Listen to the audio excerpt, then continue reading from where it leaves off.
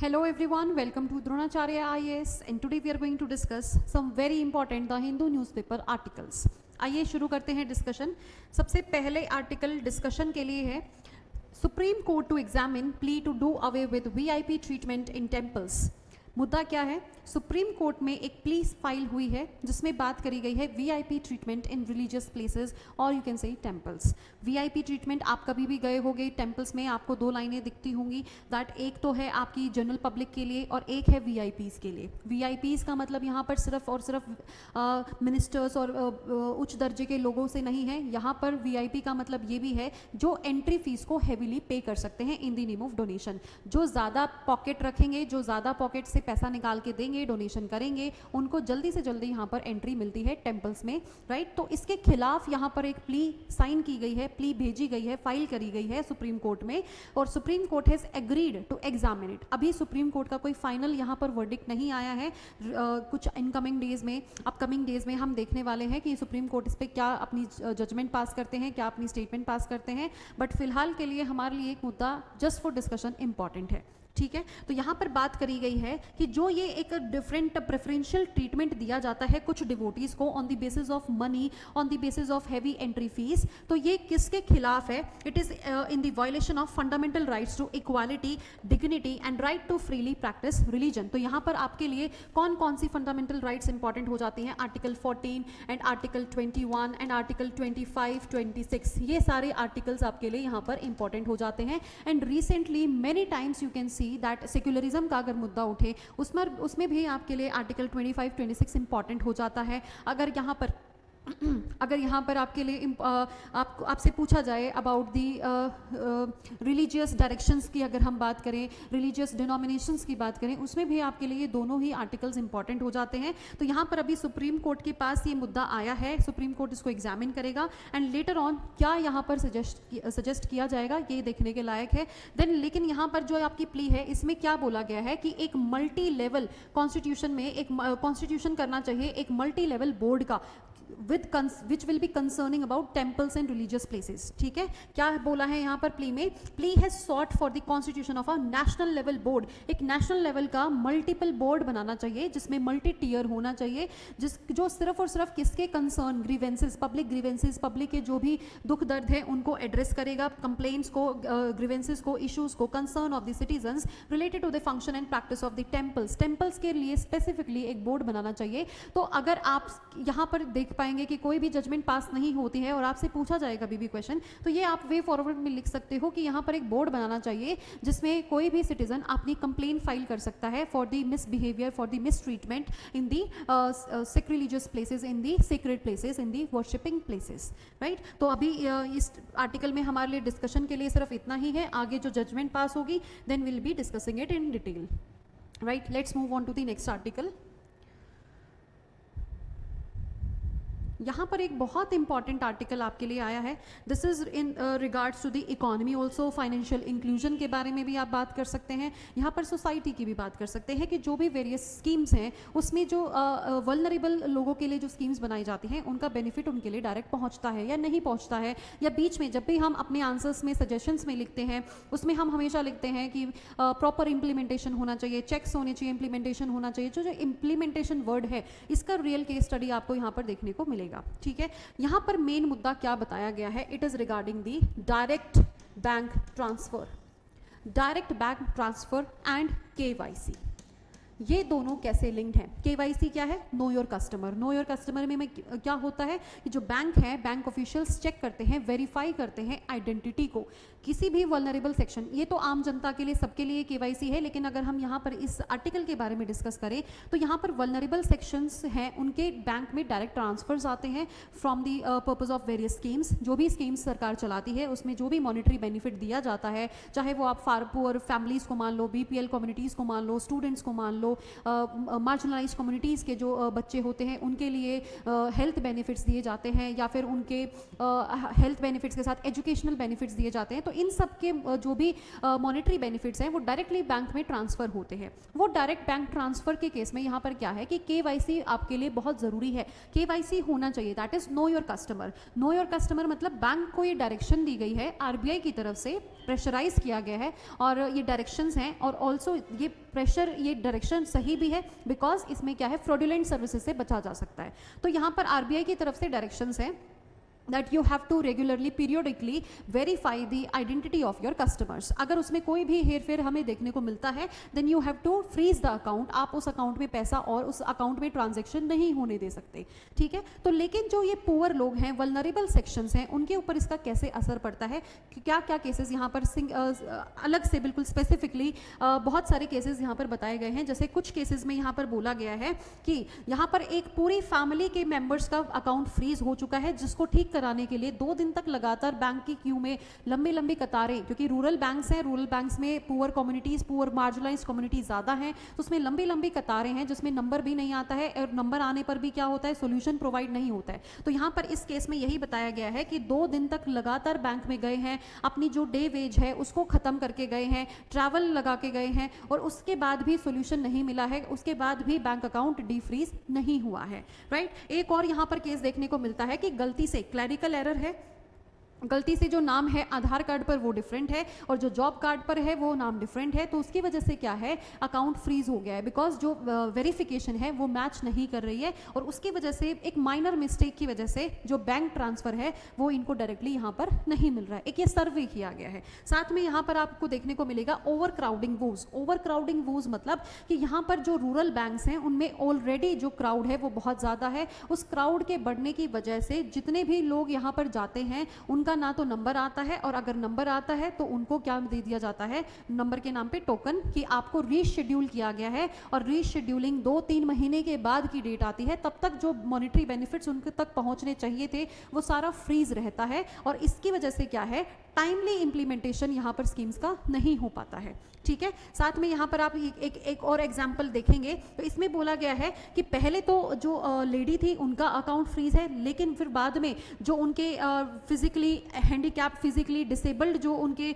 Husband हैं उनका भी अकाउंट फ्रीज कर दिया गया है, जिसकी वजह से क्या है, करप्शन बढ़ रहा है। यहाँ पर क्या बोल रहे हैं, जो आपके कम्युनिटी सेंटर है, राइट, कॉमन सर्विस सेंटर हैं, उनके ऑपरेटर्स को ब्राइब देनी पड़ती है ताकि जो उनकी फाइल है वो आगे बढ़ सके, या जो उनका केवाईसी है वो अच्छे से हो पाए। तो इसकी वजह से क्या है, यहाँ पर हमें डिफरेंट एग्जांपल्स देखने को मिलते हैं कि just because of clerical errors, just because of corruption, due to over crowding, less staff, इसकी वजह से जो बेनिफिशियरीज हैं उनको बेनिफिट, मॉनेटरी बेनिफिट नहीं मिल पाता है। साथ में यहाँ पर ये बात करी गई है कि कुछ लोग तो ऐसे हैं जो ये बैंक अकाउंट्स को ही बंद कर रहे हैं, वो अपना बेनिफिट लेने के लिए जा ही नहीं रहे हैं, they have opted out of these schemes. साथ में यहाँ पर हमें देखने को मिलता है कि बहुत सारे अटेम्प्ट्स यहाँ पर फेल होते हैं केवाईसी, बार बार लोग जाते हैं केवाईसी कराने, बैंक्स में लंबी लंबी लाइनों में खड़े होते हैं, लेकिन फिर भी उनका नंबर यहाँ पर नहीं आता है और रीशेड्यूल उनका कर दिया जाता है नेक्स्ट कभी 1-2-3 महीने के बाद। देन यहाँ पर बोल रहे हैं कि जो बैंक्स हैं उनके ऊपर भी गलती नहीं है, बिकॉज आपका जो आरबीआई है उसकी तरफ से बहुत प्रेशर है कि केवाईसी करना है, क्योंकि केवाईसी के बिना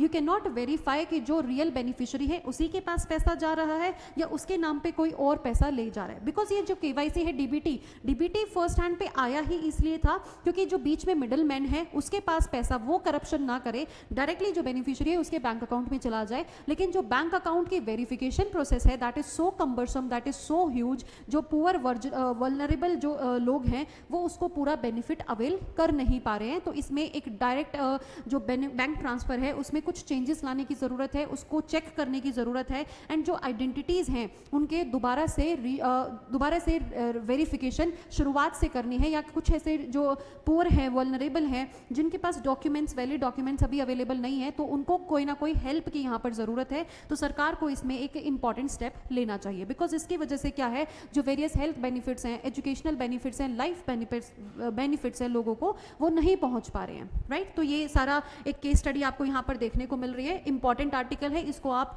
कोई भी GS3 also and GS1 society and economy, क्योंकि इससे क्या होगा, अगर डायरेक्ट बैंक ट्रांसफर नहीं पहुंच रहे हैं, अकाउंट फ्रीज हो रहे हैं, तो इससे फाइनेंशियल इंक्लूजन में प्रॉब्लम आ रही है, फाइनेंशियल इंक्लूजन हो ही नहीं रहा है। तो इसकी वजह से क्या होता है कि आपका जो फाइनेंशियल इंक्लूजन में प्रॉब्लम है, आपका डाटा ब्रीच होता है, उसमें डाटा आपका नहीं चढ़ता है, राइट। देन उसकी वजह से आपका जो डाउनफॉल है इकोनॉमिक ग्रोथ का वो भी देखने को मिलता है, जो इकोनॉमिक इनइक्वालिटीज हैं वो राइज करती हैं, जैसा जो कि सच में है नहीं। जस्ट बिकॉज ऑफ KYC नहीं हो रहा है, उसकी वजह से जो फाइनल डाटा पहुंचता है सर्वेज में, उसमें इसमें दिखता है कि फाइनेंशियल इंक्लूजन नहीं है, फाइनेंशियल इनइक्वालिटीज हैं लोगों के बीच में, तो इसके लिए एक बहुत इंपॉर्टेंट स्कीम, बहुत इंपॉर्टेंट यहाँ पर स्टेप लेने की जरूरत है। आइए चलते हैं नेक्स्ट आर्टिकल की तरफ।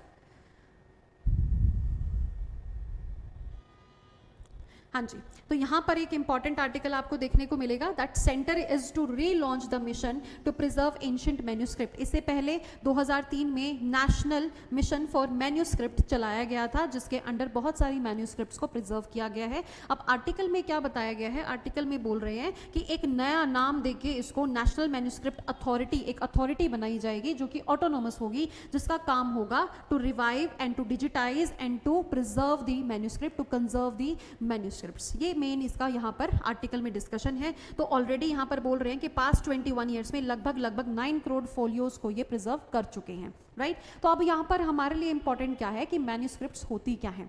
मैन्यूस्क्रिप्ट्स में जो भी डॉक्यूमेंट्स हैं वो हैंड रिटन होने चाहिए। सिंपली आपको ये पता होना चाहिए, anything that is hand written होना चाहिए एंड मिनिमम 75 ईयर्स पुराना होना चाहिए। ऐसा नहीं है कि कुछ भी पास्ट का आपको मिले और वो हैंड रिटन हो, उसको हम मैन्यूस्क्रिप्ट बोल देंगे। उसकी एक प्रॉपर कल्चरल बेनिफिट, कल्चरल उसकी वैल्यू होनी चाहिए, एस्थेटिक वैल्यू होनी चाहिए, या फिर उसकी कोई रिलीजियस वैल्यू होनी चाहिए, या उसकी कोई साइंटिफिक वैल्यू होनी चाहिए। Any document which is written by hand, it can be written on a piece of paper, on cloth, on sheet, metal sheet, stone, anywhere, but ये हैंड रिटन होना चाहिए। एंड इसमें हम क्या बोलेंगे, it should be 75 years old, minimum 75 years old, and इसकी कोई specific value होनी चाहिए, या तो रिलीजियस हो, या फिर आपकी साइंटिफिक हो, या फिर एस्थेटिक वैल्यू हो, कल्चरल वैल्यू हो, कोई भी वैल्यू हो इसमें, लेकिन ये हैंड रिटन होना चाहिए। मेजरली ये क्लोथ पर होती है, पीस ऑफ पेपर पर होती है, पाम लीव्स पर देखने को मिलती है, बर्च की बार्क पे भी हमें ये देखने को मिलती है। तो जो भी स्क्रिप्ट है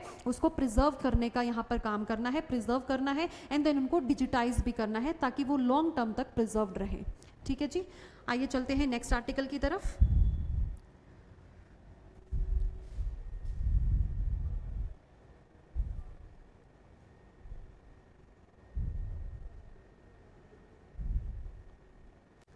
एक और आर्टिकल यहाँ पे रिलेट कर रहा है to the MNREGA and to the poor and to the Aadhaar based payment system. ठीक है, तो आइए डिस्कस करते हैं पहले इस आर्टिकल को। यहाँ पर क्या बात करी गई है, that over 84 lakh workers have been erased from the MNREGA rolls. MNREGA roll से लगभग यहाँ पर 84 लाख वर्कर का नाम मिट गया है। ये क्या रीजन है, क्यों हुआ है? ठीक है, इस आर्टिकल में यही बात करी गई है। मनरेगा स्कीम आपको पता है, MNREGA is an employment guarantee scheme which was launched in 2005, right, and by ministry of rural development. यहाँ से ये लॉन्च हुई थी, 2005 से ये स्कीम लॉन्च हुई है। इसमें 100 डेज की गारंटीड एम्प्लॉयमेंट मिलती है, लेकिन अनस्किल्ड लेबर में। ठीक है, तो इसकी एलिजिबिलिटी क्या है कि इंडियन सिटीजन होने चाहिए, साथ में यहाँ पर आपका जो एज है that should be above 18 and you should be ready to provide unskilled labours. ठीक है, उसमें आपका जो पेमेंट ऑफ वेजेस एक्ट है उसके अंडर यहाँ पर वेजेस पे करी जाती हैं, एंड मिनिमम ये 2-3 दिन में पेमेंट होती है, या फिर मैक्सिमम 15 डेज में पेमेंट हो जाती है। बाय चांस अगर आपने अपना नाम लिखवाया है ग्राम पंचायत में, या फिर आपने प्रमोशन ऑफिसर के जो ब्लॉक ऑफिसर के पास आपने अगर अपना नाम सबमिट कराया है that we want to enrol for MNREGA scheme, और आपको 15 दिन आप मांग रहे हो काम, और आपको 15 दिन के अंदर काम नहीं मिल रहा है, देन आपको यहाँ पर जो अनएम्प्लॉयमेंट जो अलाउंस होता है वो भी यहाँ पर पे किया जाता है। ठीक है, क्योंकि गारंटी दे रही है सरकार कि आपको हम काम जरूर देंगे।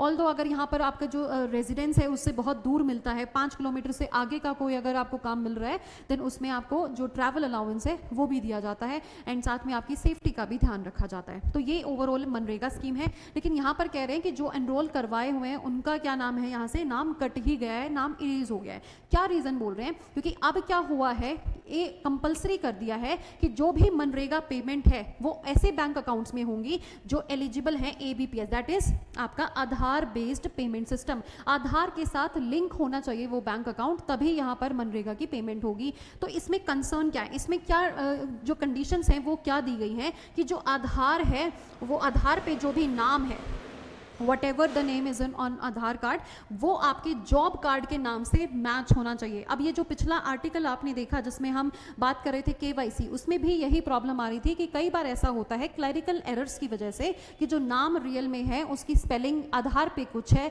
और आपके जॉब कार्ड पे कुछ है और आपके बैंक अकाउंट में कुछ है, तो उसकी वजह से क्या है आपके अकाउंट्स फ्रीज हो जाते हैं। यहाँ पर ये मनरेगा में भी देखने को मिल रहा है कि जो जॉब कार्ड है उस पे नाम कुछ और है और आधार पे नाम कुछ और है, तो उसकी वजह से नाम ही मिट गया है वहां से। And the name on the Aadhaar card must match the name on the job card and there bank account must be Aadhaar seated, जो बैंक अकाउंट है वो आधार से लिंक होना चाहिए and also mapped with NPCI के साथ mapped होना चाहिए। मतलब ओवरऑल बहुत सारे डॉक्यूमेंटेशन की यहाँ पर जरूरत है, बहुत सारे डॉक्यूमेंट प्रूफ्स की जरूरत है, जो कि यहाँ पर मेजरली वल्नरेबल सेक्शंस जिसमें फेल कर जाते हैं। अगर कोई अनस्किल्ड लेबर के लिए फाइल कर रहा है तो इसका मतलब है he is not that educationally well, education जो बैकग्राउंड है उसका बहुत सही नहीं है, दैट्स वाई उसको यहाँ पर गलतियाँ करने को मिल रही, गलतियाँ देखने को मिल रही हैं एंड उसकी वजह से क्या है जो उसका पेमेंट सिस्टम है उसमें लैक्यूनाज है एंड इस वजह से बहुत सारे वर्कर्स ऐसे हैं जिनका नाम ही उस पेमेंट सिस्टम से मिट गया है। So this is also a concern. तो 2 आर्टिकल आपको आज देखने को मिले हैं